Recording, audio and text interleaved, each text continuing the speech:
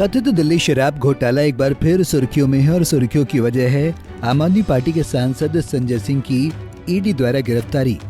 एक तरफ जहां आप सांसद संजय सिंह ईडी की 5 दिन की कस्टडी पर हैं, तो वहीं दूसरी तरफ मनीष सिसोदिया की जमानत याचिका पर देश की सर्वोच्च अदालत में सुनवाई जारी है। सुप्रीम कोर्ट में गुरुवार को दिल्ली एक्साइज पॉलिसी में कथित घोटाला केस में सुनवाई हुई। शीर्ष अदालत ने इस मामले में ईडी और सीबीआई से कई अहम सवाल किए। सवाल ऐसे थे जिनके जवाब न तो ईडी के पास थे और न ही सीबीआई के पास। लिहाजा कोर्ट ने ये तक कह दिया कि पैसे शराब से जुड़े लोगों ने दिए ये जरूरी नहीं। दरअसल आप नेता मनीष सिसोदिया की ओर से पेश हुए वकील अभिषेक मनु सिंघवी ने सिसोदिया का कोर्ट में पक्ष रखा, जिस पर सुनवाई करते हुए जस्टिस संजीव खन्ना और जस्टिस एसवीएन भट्टी की बेंच ने प्रवर्तन निदेशालय से तीखे सवाल किए और कहा कि शराब नीति मामले में आपको आरोपी बनाने से संबंधित ईडी से पूछा गया सवाल सिर्फ कानूनी था, किसी राजनीतिक दल को फंसाने के लिए नहीं था। सवाल यही था कि ए और बी को आरोपी बनाया गया है और सी को फायदा पहुंचा है, तो उसे आरोपी क्यों नहीं बनाया? हम सवाल पूछते हैं, हम जवाब चाहते हैं, हम मीडिया से प्रभावित नहीं होते।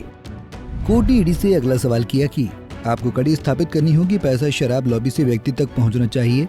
हम सहमत हैं कि कड़ियां जोड़ना मुश्किल है क्योंकि सब कुछ गुप्त रूप से किया गया, पर यहीं आपकी क्षमता की बात आती है। क्या दिनेश अरोड़ा के बयान के अलावा कोई अन्य सबूत है? पीठ ने पूछा, क्या मनी लॉन्ड्रिंग की आय को सिसोदिया से जोड़ने का कोई संकेत है? आप तथ्यात्मक और कानूनी रूप से सिसोदिया की ओर से मनी लॉन्ड्रिंग को कैसे स्थापित करेंगे? उन्हें पता हो सकता है कि इसका इस्तेमाल किया जा सकता है, लेकिन वो कभी भी भौतिक कब्जे में नहीं आया। ईडी का पक्ष रख रहे सॉलिसिटर जनरल से सुप्रीम कोर्ट सवालों की बौछार कर रहा था, लेकिन ईडी के पास कोई ठोस जवाब नहीं था। यही वजह थी कि सुप्रीम कोर्ट ने फिर अगला सवाल पूछ लिया और पूछा कि आपने 2 आंकड़े 100 करोड़ और 30 करोड़ रुपए की बात की है। सवाल यह है कि आरोपी को यह भुगतान किसने किया, क्योंकि पैसे देने वाले बहुत से लोग हो सकते हैं जो जरूरी नहीं है कि शराब से जुड़े हों।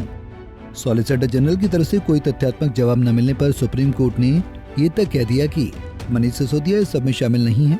आप उसे मनी लॉन्ड्रिंग एक्ट के तहत कैसे लाएंगे? पैसा उसकी जेब में नहीं आया बल्कि किसी और की जेब में आया। यदि ये एक कंपनी है जिसके साथ वो शामिल है तो हमारे पास परोक्ष दायित्व है, अन्यथा अभियोजन पक्ष लड़खड़ा जाएगा। मनी लॉन्ड्रिंग एक पूरी तरह से अलग अपराध है।